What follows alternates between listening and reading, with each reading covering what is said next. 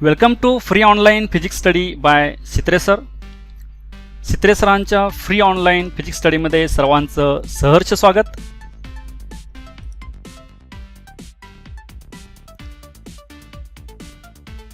In this session we will study HSC 12th Physics Chapter 15 Structure of Atoms and Nuclei Part 5.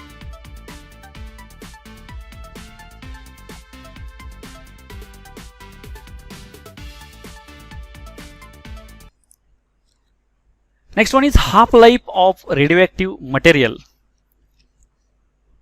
The time taken for the number of parent radioactive nuclei of a particular species to reduce to half its value is called the half-life, that is T half of species.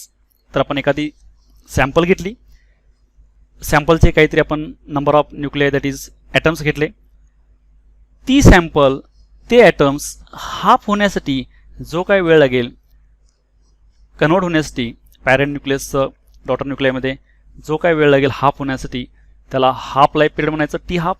म्हणजेच उदाहरणार्थ आपण 100 जर parent item घेतले, ह्या 100 parent ॲटमचे 50 parent atom convert होण्यासाठी डॉटरमध्ये जो काही वेळ लागेल तो हाफ लाईफ पिरियड म्हणायचं, टी हाफ त्या स्पेसिसचा. This can be obtained from equation. आता हे जे आपण हे ह्या इक्वेशन आपण काढू शकतो. तर आपल्याला NT = N0 e⁻ λT म्हणजे एखादी सॅम्पल घेतल्यानंतर N0 एवढे आपण ते सॅम्पलचे ॲटम्स घेतले तर ते टी इतक्या टाईम नंतर रिमेनिंग किती आहेत, शिल्लक किती आहेत ते काढायचं इक्वेशन आहे. ह्याच्यामध्ये आपण टी टाईम जे हा हाफ लाईफ घेतला म्हणजे टी हाफ, तर त्यावेळी आपण इनिशियली N0 घेतलेत, मग शिल्लक राहिलेले ॲटम जे आहेत हे N0/2 म्हणजे हाफ होतील. ज्यावेळी टाईम हा टी आपण T/2 टाकू, टी हाफ, त्यावेळी शिल्लक NT जे आहे NT म्हणजे remaining atoms after time t. मग हाफ लाईफ नंतर रिमेनिंग ॲटम जे असतात N/2 असतात, N0/2 असतात. मग N0 हे कॅन्सल झालं तर 1/2 = e⁻λT हाफ. आपण हे टर्म्स रिअरेंज केल्या, ही टर्म्स इकडे डिनॉमिनेटर आणली, ही इकडे न्यूमरेटरला गेल्यानंतर 1/e⁻λT हाफ = 2. त्याच्यानंतर आपण हे 1/e⁻- जे आहे आपण न्यूमरेटरला घेतल्यानंतर e⁻+ होईल, e⁻+ हाफ = 2. दोन्ही साईडचा आपण लॉग घेतला, taking log on both sides. आता लॉग आणि एक्सपोनेन्शियल हे अपोजिट ऑपरेशन्स आहेत त्यामुळे कॅन्सल होतील, त्यामुळं हे ओनली टी हाफ राहील इथं आणि इकडं log 2 ॲज इट इज आहे. नाव log 2 जे हे 0.693 येतं, ॲक्च्युली log 2 जे 3010 येतं, पण हे टू द बेस ई आहे. टू द बेस ईच आपण टू द बेस 10 कन्वर्ट केला, 3.303 आपण कन्वर्ट केल्यानंतर मल्टिप्लाय केल्यानंतर हे log 2 हे 0.693 येतं आणि हे ॲज इट इज आहे लॅम्बडा × टी हाफ. आपल्याला टी हाफची व्हॅल्यू पाहिजे, लॅम्बडा इकडे आणल्यानंतर T half = 0.693/λ. This is half life period, lambda is decay constant. आपण एखाद्या एलिमेंटचा हाफ लाईफ पिरियड जे आपण त्याच्या डीके कॉन्स्टंटवरून व्हॅल्यू काढू शकतो. Thus in a time interval equal to half life the number of parent nuclei reduces by factor 1/2.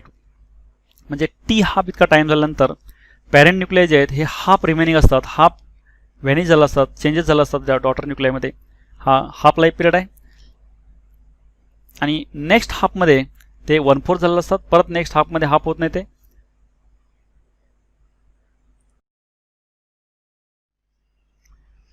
Next one is average life of radio species. आता आपण इथं ॲव्हरेज लाईफ पाहायचं आहे. त्यामध्ये different nuclei have different life times. तर प्रत्येक न्यूक्लिआयचा वेगवेगळा लाईफ टाईम्स आहे. The number of nuclei decaying between time T and t+ dt is given by lambda n0 e⁻λT dt. तर t2 dt एवढ्या टाईम इंटरवलमध्ये नंबर ऑफ न्यूक्लिआय जे decaying आहेत, vanish होतात किंवा पॅरेंट न्यूक्लियसचे डॉटर न्यूक्लिआयमध्ये कन्वर्शन होत असतं ते न्यूक्लिआय लॅम्बडा n0 e⁻λT dt. आणि प्रत्येक डिफरंट न्यूक्लिआयचा डिफरंट लाईफ टाईम आहे. The life time of these nuclei is T. समजा आपण एखाद्या या न्यूक्लिआयचा लाईफ टाईम आपण जर टी घेतला तर the average life time tau of the nucleus is, म्हणजे प्रत्येकाचा वेगवेगळा लाईफ टाईम असेल तर सर्वांचा मिळून ॲव्हरेज जे आहे हे ॲव्हरेज आपण असं काढू शकतो, टाऊ = सर्वांचा मिळून जे लाईफ टाईम आहे divide by number of nuclei, number of आपण सॅम्पल जे घेतले ते न्यूक्लियाय N0 इतके घेतलेत. प्रत्येकाचा लाईफ टाईम जे आहे, प्रत्येकाचा लाईफ टाईम आपण जर ॲड केला आणि डिवाइड बाय किती न्यूक्लिया आहेत डिवाइड केलं तर हे ॲव्हरेज मिळतो. जसं उदाहरणार्थ आपण लोकांचा ॲव्हरेज लाईफस्पॅन काढायचं असेल तर काही लोक 10 वर्ष जगतात, काही लोक 50 वर्ष, काही लोक 100 वर्ष, असे प्रत्येक किती लोक जगले आहेत ते त्यांचा life time total divide by किती लोक आहेत ते डिवाइड केल्यानंतर आपल्याला ॲव्हरेज लाईफ मिळतो. जर सरासरी ॲव्हरेज हा 60-70च्या दरम्यान हा प्रत्येकाचा ॲव्हरेज लाईफ आहे. तसं इथं सर्वांचा मिळून जे लाईफ आहे तो 0 to infinity t into lambda N0 e raise to minus lambda t dt हे सर्वांचा मिळून लाईफ टाईम आहे. डिवाइडेड बाय किती लोक आहेत, किती न्यूक्लिया आहेत ते नंबर ऑफ न्यूक्लिया डिवाइड केल्यानंतर आपल्याला ॲव्हरेज लाईफ मिळतो टाऊ. हे टर्म्स रिअरेंज केलं. N0 इथं कॅन्सल झालं, N0 कॅन्सल नंतर लॅम्बडा हे कॉन्स्टंट टर्म आपण इंटिग्रेशन बाहेर घेतली. तर integration of t e raise to minus lambda t dt याचं इंटिग्रेशन जे आहे हे सॉल्व्ह केल्यानंतर आपण ह्याची व्हॅल्यू 1 बाय लॅम्बडा मिळते टाऊची. The relation between the average life and half life can be obtained using, आपण आता इथं हाफ लाईफ आणखीन डीके कॉन्स्टंट ह्याचं इक्वेशन आपण ऑलरेडी डिराईव्ह केलेलं आहे. हाफ लाईफ आणखीन लॅम्बडा डीके कॉन्स्टंट ही व्हॅल्यू इथं पुट केल्यानंतर लॅम्बडाची इथं लॅम्बडा व्हॅल्यू पुट केली, हे रिव्हर्स मल्टिप्लाय केल्यानंतर टी हाफ 0.693 येते. Then T half equal to 0.693 tau.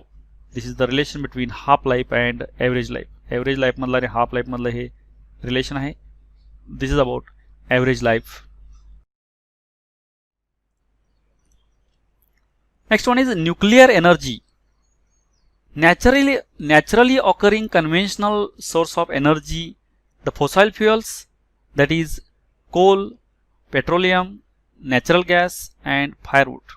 तर आपल्याला नॅचरली जे एनर्जी मिळते नॅचरली सोर्सपासून, ते जे सोर्स आहेत ते कोल, पेट्रोलियम, नॅचरल गॅस आणखीन फायरवूड याच्यापासून आपल्याला नॅचरल जे सोर्स आहे ह्यापासून ही एनर्जी मिळत असते. त्यामध्ये the ones already in use are hydro electric power, solar energy, wind energy, nuclear energy being the largest source among these. तर आपला ऑलरेडी अजून हायड्रो इलेक्ट्रिक पॉवर आहे. धरणामधील जे आपण पाणी बाहेर पडतं त्यापासून विद्युत निर्मिती करतो तो हायड्रो इलेक्ट्रिक पॉवर आहे. सोलार एनर्जी आहे, सोलार पॅनलपासून आपण एनर्जी इलेक्ट्रिक एनर्जी ऑब्टेन करतो. विंड एनर्जी आहे, विंडपासून पण आपण इलेक्ट्रिक एनर्जी मिळवतो. न्यूक्लियर एनर्जी आहे, यामध्ये न्यूक्लियर एनर्जी हे जे आपण जास्तीत जास्त एनर्जी ह्यामधून मिळत असते न्यूक्लियर सोर्सपासून. Nuclear energy is the energy released when nuclei undergo a nuclear reaction. तर न्यूक्लियर एनर्जी आहे, न्यूक्लियर रिॲक्शन झाल्यानंतर यामधून आपल्याला जी एनर्जी रिलीज होते ही न्यूक्लियर एनर्जी असते. The mass of the nucleus is smaller than the sum of masses of its constituents. This difference mass release as very large energy. तर प्रोडक्टचं मास आणखीन रिॲक्टंटचं मास जे mass of reactants is larger than mass of प्रोडक्ट्सच्या मासपेक्षा रिॲक्टंटचं mass जास्त असतं. हा डिफरन्स मास जे आहे हा डिफरन्स मास एनर्जीमध्ये कन्वर्ट होतो, nuclear energy. We can obtain nuclear energy by 2 other process. First one is, तर आपण न्यूक्लियर एनर्जी आहे ही न्यूक्लियर एनर्जी आपण 2 पद्धतीनं मिळू शकतो, 2 प्रोसेसनं. त्यामध्ये पहिली प्रोसेस आहे nuclear fission, in which a heavy nucleus is broken into 2 nuclei of smaller masses. ज्याच्यामध्ये हेवी न्यूक्लियस जे अनस्टेबल न्यूक्लियस हा ब्रेक करून 2 लाइटर न्यूक्लियामध्ये कन्वर्शन झाल्यानंतर ह्यामधून large amount of energy release होते. ही पहिली मेथड आहे, पहिली प्रोसेस आहे. सेकंड प्रोसेस जे आहे nuclear fusion, in which 2 light nuclei undergo nuclear reaction and fuse together to form a heavier nucleus. तर अनस्टेबल 2 लाइटर न्यूक्लियाय, छोटे न्यूक्लियस दोन्ही कंबाईन होऊन एक मोठा न्यूक्लियस तयार होतो, हेवी न्यूक्लियस. या प्रोसेसमध्ये सुद्धा large amount of energy release होते, न्यूक्लियर एनर्जी. हे 2 वेगवेगळ्या प्रोसेसनं आपण न्यूक्लियर एनर्जी ऑब्टेन करू शकतो.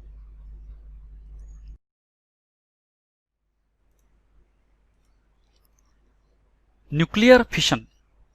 तर न्यूक्लियर फिशन जे आहे हे रिॲक्शन आपण इन डिटेलमध्ये इथं स्टडी करायचं आहे.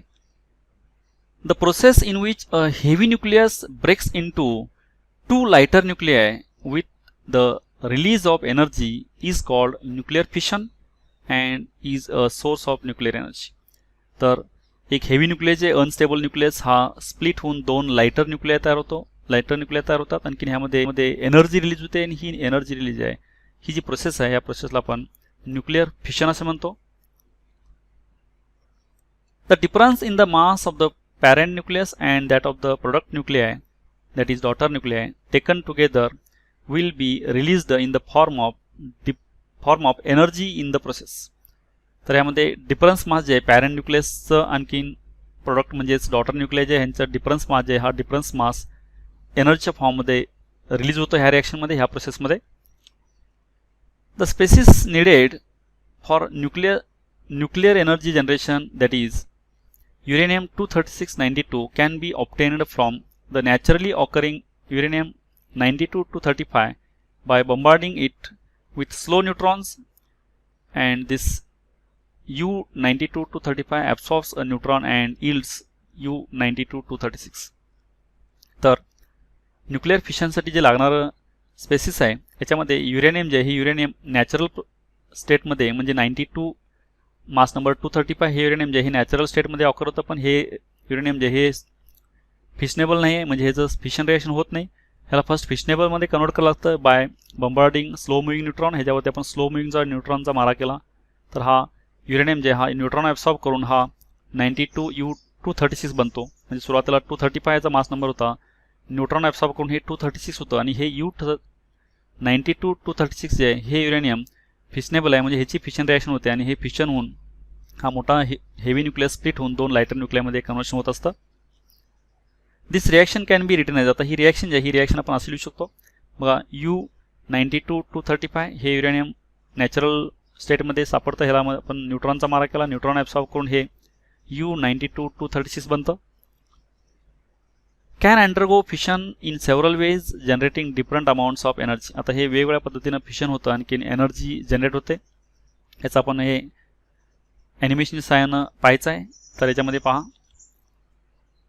हे न्यूट्रॉन आहे, स्लो मुव्हिंग न्यूट्रॉन जे, हा स्लो मुव्हिंग न्यूट्रॉन हे युरेनियम 92-235 ह्याच्यावरती इन्सिडेंट केल्यानंतर हे अनस्टेबल जे आहे स्प्लिट होऊन 2 लायटर न्यूक्लिय आणखीन रिलीज ऑफ 3 न्यूट्रॉन्स, हे 2 लायटर न्यूक्लिय तयार झालेत आणि हे 3 न्यूट्रॉन्स जनरेशन झाले, 3 न्यूट्रॉन्स फॉर्म झाले आहेत या प्रोसेसमध्ये. ही फिशन रिॲक्शन आहे. हे 2 जे न्यूक्लिय आहेत हे एक बॅरियम आहे आणि एक क्रिप्टॉन आहे. बॅरियम 56-144 आणि क्रिप्टॉन जे आहे हे 36-89. म्हणजे ही रिॲक्शन जे आहे युरेनियम 92-235 मध्ये 1 न्यूट्रॉन इन्सिडेंट केल्यानंतर हे 2 लायटर न्यूक्लिय बॅरियम आणि क्रिप्टॉन प्लस 3 न्यूट्रॉन्स रिलीज होते, plus large amount of energy यामध्ये रिलीज होते. तर this is the fission reaction. तर फिशन जे आहे, फिशनच्या वेगवेगळ्या रिॲक्शन्स आहेत आणि यामध्ये प्रत्येक रिॲक्शनमधून large amount of energy release होते. ह्या वेगवेगळ्या रिॲक्शन ज्या त्यामध्ये पहिली रिॲक्शन आहे U-92-236 जे आहे फिशन होऊन I-53-137 आणखीन Y-39-97 प्लस 2 न्यूट्रॉन इतर रिलीज होतात, plus large amount of energy release होते. नेक्स्ट टाईप ऑफ रिॲक्शन आहे 92 U-236 जे आहे हे फिशन होऊन BA-56-140 plus KR-36-94 plus 2 neutron इतर रिलीज होतात, plus large amount of energy release होते. U-92-236 याचं फिशन होऊन SB-51-133 plus NB-41-99 plus 4 neutron release होतात, plus large amount of energy release होते. ह्या अशा वेगवेगळ्या पद्धतीनं हे फिशन होतं. The energy produced in the fission is in the form of kinetic energy of the products, that is in the form of heat which can be controlled and converted to other form of energy as needed. तर एनर्जीच्या fission रिॲक्शनमधली जी large amount of energy ही kinetic energy असते प्रोडक्टची आणि ही energy in the form of heat release होते आणि ही हीट जे आपण कन्वर्ट करून आपण वेगवेगळ्या फॉर्ममध्ये एनर्जी वापरू शकतो. Uranium nuclear reactor. आता युरेनियम न्यूक्लियर रिॲक्टर जे आहे, nuclear reactor is an apparatus or a device in which nuclear fission is carried out in a controlled manner to produce energy in the form heat which is then converted to electricity. आता nuclear uranium reactor जे आहे हे असं एक apparatus आहे किंवा असं एक डिव्हाइस आहे की ज्याच्यामध्ये आपण न्यूक्लियर फिशन रिॲक्शन जे आहे ही फिशन रिॲक्शन कंट्रोल्ड मॅनरमध्ये प्रोड्यूस करून त्यामधून जे हीट फॉर्म होते ही हीट आपण कन्वर्ट करून आपण इलेक्ट्रिसिटी प्रोडक्शन करू शकतो. In a uranium reactor, U-92-235 is used as fuel. इंधन म्हणून जे फ्युअल म्हणून हे युरेनियम वापरतात यामध्ये रिॲक्टरमध्ये. it is bombarded by slow neutron to produce U92-236 which is undergo fission. ज्यामध्ये ह्या U92-235 वरती स्लो मुव्हिंग न्यूट्रॉन आपण इन्सिडेंट केल्यानंतर ह्याच्यामध्ये U92-236 हे फिशनेबल प्रोडक्ट तयार होतं आणि हे फिशन होऊन याचे दोन लाइटर न्यूक्लियर तयार होऊन large amount of heat energy release होते, प्रोड्यूस होते. आता आपण याचं ॲनिमेशनच्या सहाय्यानं हे वर्किंग पाहायचं आहे न्यूक्लियर रिॲक्टरचा. हे न्यूक्लियर रिॲक्टर आहे, ह्याच्यामध्ये हे फ्युअल असतं. इथं यामध्ये युरेनियम वापरतात फ्युअल. हे युरेनियम फ्युअल जे आहे, हे युरेनियम फ्युअल इथं फिशन रिॲक्शन टेक्स प्लेस होऊन यामध्ये large amount of heat release होते आणि ही large amount of heat release जे आहे हे आपण इकडं ह्या चेंबरकडं आपण वापरू शकतो. इकडं ट्रान्सफर केलेलं आहे पंपच्या सहाय्यानं आणि ही इथं जे हीट येते ही हीट आपण इथं वॉटर हिटिंगसाठी वापरले आहे आणि ही वॉटर हिटिंग जे आहे, वॉटर हिटिंग नंतर ह्या वॉटर हीट झाल्यानंतर हेवी वॉटर ह्यामध्ये वापरतात आणि हे वॉटर हीट झाल्याचे स्टीममध्ये कन्वर्ट होऊन हाय प्रेशर स्टीम जे आहे, हाय प्रेशर स्टीम इथं येते आणि हाय प्रेशर स्टीम जे आहे ह्या टर्बाईनवरती इन्सिडेंट झाल्यानंतर हे टर्बाईन रोटेट होतं आणि टर्बाईन रोटेट झालेलं आहे. हे टर्बाईन रोटेशनचं हे ह्या AC जनरेटरला कनेक्ट केलेलं आहे. AC जनरेटर म्हणजे इथं इलेक्ट्रिसिटी प्रोडक्शन होत असतं आणि परत हे हाय प्रेशर ही जी स्टीम आहे ही स्टीम कूल होणार, परत कूल वॉटर जे आहे हे कूल वॉटर परत इकडे ह्या चेंबरमध्ये येतं आणि परत हे ज्यावेळी रिॲक्शन होत असते परत हीट इथून आल्यानंतर हीट होऊन परत हे वॉटर जे आहे हे वॉटर स्टीममध्ये कन्वर्ट होतं. परत ही स्टीम इकडं ह्या टर्बाईनवरती इन्सिडेंट होऊन टर्बाईन रोटेट होतं. अशी सायक्लिक प्रोसेस असते. आणखीन ह्यामध्ये ही रिॲक्शन कंट्रोल करण्यासाठी हे कंट्रोल रॉड आहेत, हे कॅडमियमचे रॉड असतात. ह्यावरून आपण कंट्रोल चेन रिॲक्शन ह्या न्यूक्लियर रिॲक्टरचं हे कन्स्ट्रक्शन आहे, ही वॉल आहे, ह्यामध्ये न्यूक्लियर रिॲक्शन होते आणि हे लार्ज अमाऊंट ऑफ हीट जे एनर्जी आहे ह्याचं आपण इलेक्ट्रिसिटीमध्ये प्रोडक्शन करू शकतो. हे न्यूक्लियर रिॲक्टरचं वर्किंग आहे.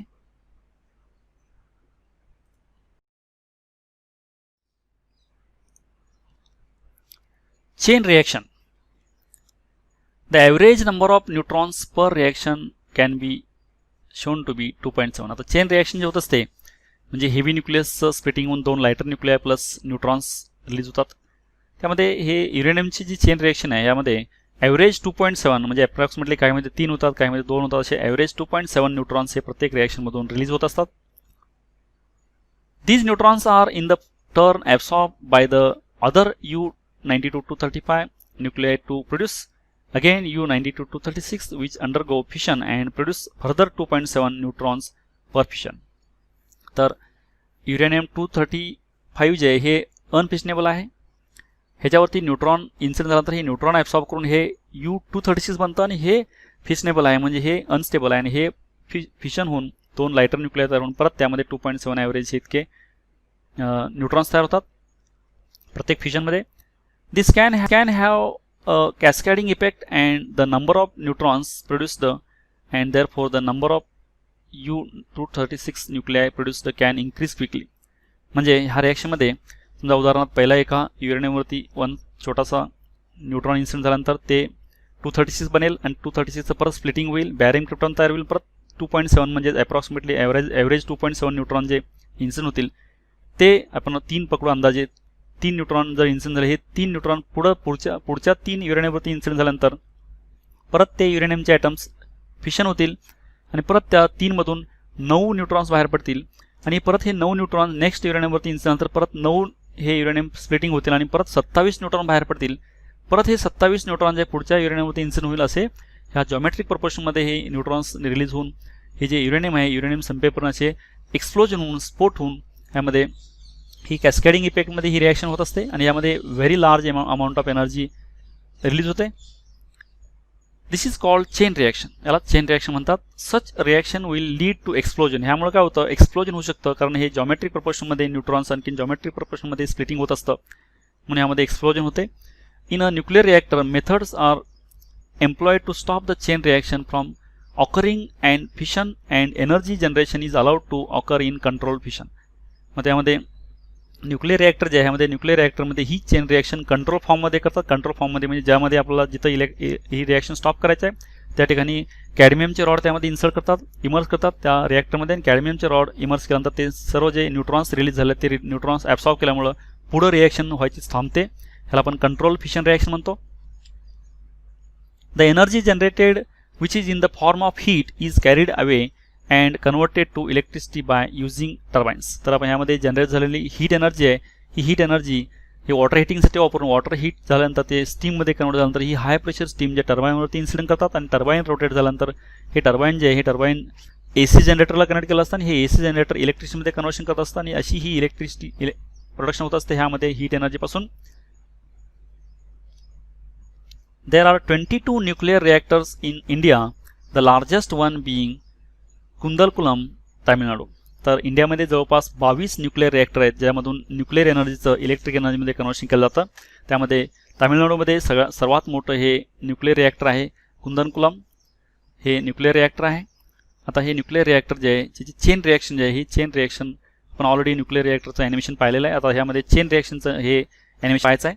त्यामध्ये पहा हा स्लो मुव्हिंग न्यूट्रॉन इन्सिडेंट झाल्यानंतर बॅरिंग न्यूट्रॉन तयार झाले, परत 3 न्यूट्रॉन, परत 3 न्यूट्रॉन, ह्या नंतर 27 न्यूट्रॉन, परत 27 न्यूट्रॉनचे परत पुढं ह्या प्रत्येक ॲटमवरती इन्सिडेंट झाल्यानंतर असे जॉमेट्रिक प्रोपोर्शनमध्ये हे चेन रिॲक्शन होत असते. हे this is the chain reaction and असे वेगवेगळ्या प्रकारचे हे न्यूट्रॉन्स हे इन्सिडेंट झाल्यानंतर अशी चेन रिॲक्शन होऊन असं एक्सप्लोजन होत असतं. जिथं आपण रिॲक्शन स्टॉप करायचे तिथं आपण कॅडमियमचे रॉड इन्सिडेंट करून आपण रिॲक्शन स्टॉप करू शकतो. This is controllable chain reaction which is used in the nuclear reactor.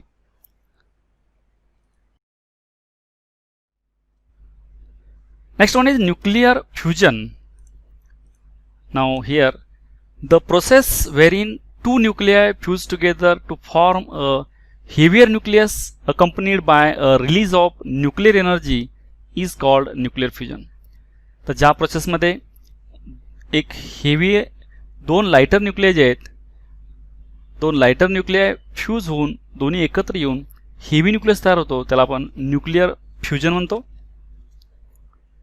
The mass of the product nucleus will therefore be lower than the mass of the reactants and energy of the order of million electron volt will be released in the process. तर यामध्ये mass of reactant जे हे मोर असतं mass of प्रॉडक्टपेक्षा आणि हा जे difference mass आहे हे डिफरन्स मासची एनर्जी मिलियन इलेक्ट्रॉन व्होल्टमध्ये रिलीज होते. For nuclear fusion to occur we have to heat the gas to very high temperature, thereby providing the nuclei with very high kinetic energy. तर nuclear energy text place होण्यासाठी nuclear fusion जे आहे nuclear fusion हे reaction होण्यासाठी आपल्याला त्याला गॅसला very high टेम्परेचरला heat करावं लागतं. त्यावेळी त्यामधली कायनेटिक एनर्जी त्यांची वाढते. These high energies can help them to overcome the electrostatic repulsion and come close to one another. तर ही ज्यांना हिटिंग केल्यानंतर हाय एनर्जी जी मिळते या हाय एनर्जीमुळं त्यांचं इलेक्ट्रोस्टॅटिक रिपल्शन जे आहे, कारण न्यूक्लियस पॉझिटिव्ह असतात ना, दोन्हींचे न्यूक्लियस जे एकत्र येण्यासाठी त्यामध्ये इलेक्ट्रोस्टॅटिक फोर्स ऑफ रिपल्शन जे आहे हे रिपल्शन ओव्हरकम होण्यासाठी त्यांच्याकडे कायनेटिक एनर्जी या हिटिंगमुळे आलेले असते. त्याच्यामुळे ते दोन्हींचे इलेक्ट्रोस्टॅटिक रिपल्शन ओव्हरकम करून दोन्ही न्यूक्लिया जे हे क्लोज येऊन कंबाईन होऊन फ्यूज होऊन एक हेवी न्यूक्लियस तयार होतो. Nuclear fusion is taking place mostly at the centre of stars where the temperature are high enough for nuclear reactions to take place.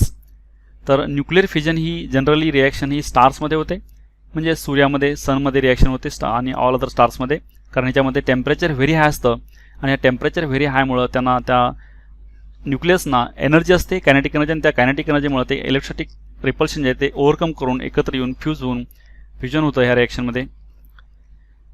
Nuclear fusion is in fact the source of energy of stars. तर maximum star जे आहे त्यांच्यामध्ये जी energy बाहेर येते ही energy बाहेरची energy ही एनर्जी न्यूक्लियर फ्युजनमुळं न्यूक्लियर फ्युजन रिॲक्शन म्हणून बाहेर येत असते. The temperature at the centre of the sun is about 10⁻⁷ kelvin. तर सन हे जे स्टार आहे ह्याच्यामध्ये न्यूक्लियर फ्युजन रिॲक्शन होते आणि ह्याची रिॲक्शनची जी टेम्परेचर जे आहे हे 10⁻⁷ केल्विन हे व्हेरी लार्ज टेम्परेचर आहे. सनच्या सेंटरचं टेम्परेचर जे आहे हे व्हेरी हाय टेम्परेचर आहे.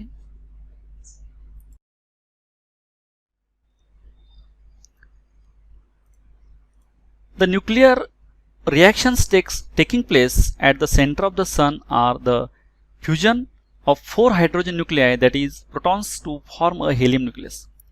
तर ह्या सनच्या सेंटरला जी रिॲक्शन होत असते ती 4 हायड्रोजन न्यूक्लिया जे 4 हायड्रोजन न्यूक्लिया फ्यूज होऊन 2 हेलियम न्यूक्लियस तयार होतात.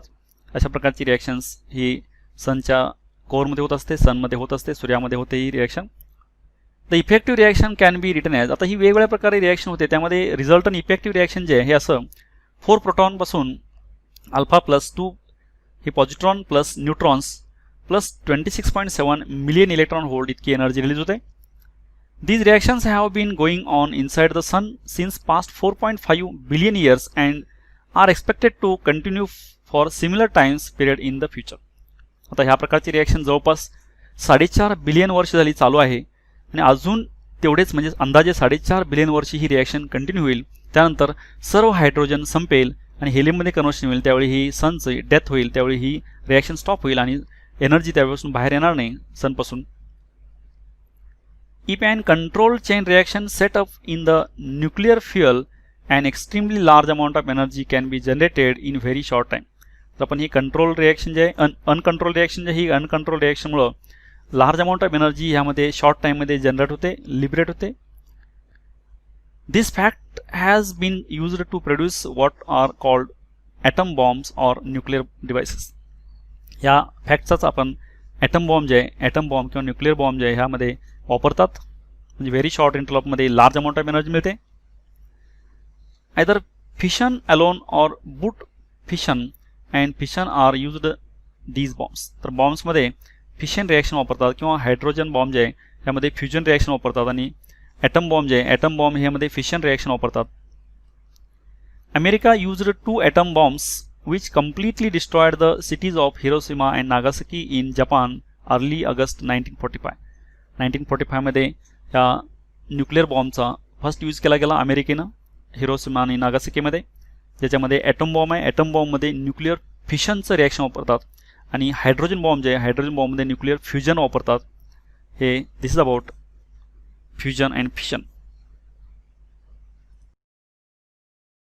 नाव आता याच्यानंतर आपण फ्युजन रिॲक्शन जे आहे ही फ्युजन रिॲक्शनचं ॲनिमेशन पाहायचं आहे. त्यामध्ये हे बघा हा पॉझिट्रॉन न्यूट्रॉन आहे, न्यूट्रिनो. तर याच्यामध्ये 2 हायड्रोजन जे आहेत 4 हायड्रोजन फ्यूज झाल्यानंतर हेलियम फॉर्मेशन होतं. ही रिॲक्शन जे आहे आपण 2 हायड्रोजन दाखवलेत पहा. हे हायड्रोजन नंतर हे प्लस चार्ज राहतो प्रोटॉन न्यूट्रिनो. हे वेगवेगळ्या प्रकारे रिॲक्शन होत असतात. हे 2 हायड्रोजन आहेत. हे 2 हायड्रोजन कम क्लोजर आल्यानंतर व्हेरी हाय टेम्परेचरमुळे हे फ्यूज होतात. आणखीन त्यामध्ये large amount of energy release होते प्लस हेलियम तयार होतो. ही अशी रिॲक्शन आहे. 2 हायड्रोजन ॲक्च्युली 4 हायड्रोजनहून 2 हेलियम तयार होतात. इथं आपण 2 हायड्रोजन दाखवलेत, 1 हेलियम दाखवलेलं इथं. 2 हायड्रोजनवरून 1 हेलियम दाखवलेलं इथं. वेगवेगळ्या प्रकारे रिॲक्शन होते. हे 2 हायड्रोजन फ्यूज झाल्यानंतर हेलियम तयार होतं, प्रोटॉन आणखीन हे हायड्रोजन असं पण तयार होतं. हे जे कंबाईंड रिॲक्शन जे आहे टोटल ॲक्च्युली 4 हायड्रोजनपासून 2 हेलियम तयार होतात. This is about this fusion reaction. Fusion रिॲक्शनमध्ये वेगवेगळ्या प्रकारचे स्टेपचे रिॲक्शन होऊन energy large amount of energy release होते ह्या रिॲक्शनमध्ये. याच्यानंतर आपण नेक्स्ट स्टारमध्ये जी काही रिॲक्शन होत असते ती रिॲक्शन आपण इथं पाहायची आहे. त्यामध्ये इनसाइडला कोअरमध्ये जी काही रिॲक्शन होते ही पण फ्युजन रिॲक्शन आहे. हा स्टारचा कोअर आहे, सन आहे, सनचं सेंटर आहे. सेंटरमध्ये हे असे प्रोटॉन जे आहेत हे असे फ्यूज होतात व्हेरी हाय टेम्परेचरमुळे आणि हे अशी एनर्जी रिलीज होते. आणखी हेलियम फॉर्म होतो and this takes place continuously. हे 2 असे हे प्रोटॉन्स एकत्र येऊन असे कंबाईन झाल्यानंतर हेलियम तयार होतो आणि हेलियममुळे हे large amount of energy release होते. This type of reaction takes place in all stars sun. याच्यामध्ये ही अशा प्रकारची रिॲक्शन होते.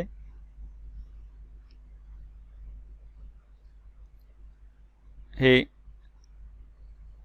ॲटम बॉम्ब जे आहे हायड्रोजन बॉम्ब जे आहे हायड्रोजन बॉम्ब हे फ्युजन रिॲक्शनचं एक्झाम्पल आहे. ॲटम बॉम्ब हे फिशन रिॲक्शनचं एक्झाम्पल आहे.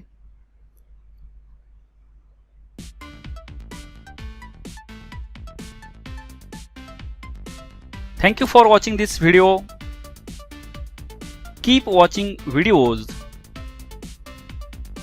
and for other videos see description box of this video, and don't forget to subscribe, like and share.